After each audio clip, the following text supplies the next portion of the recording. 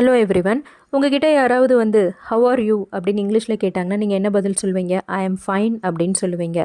இப்படி ஒரே மாதிரி எக்ஸ்ப்ரெஸ் பண்ணாமல் டிஃப்ரெண்ட் வேஸில் ஹவ் ஆர் யூ அப்படிங்கிற கொஸ்டினுக்கு எப்படி பதில் சொல்கிறது அப்படிங்கிறத நாம் இப்போ பார்க்கலாம்.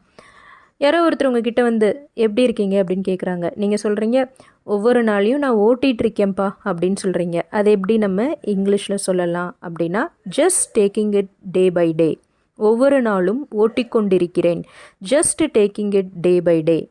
ஆசீர்வாதம் என உணர்கிறேன். ஆசீர்வாதம் என உணர்கிறேன். Feeling blessed. Feeling blessed.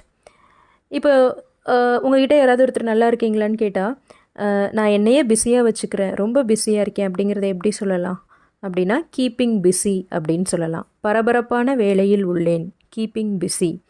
நான் நன்றாக உள்ளேன். நன்றி. I am all right. Thanks. I am all right,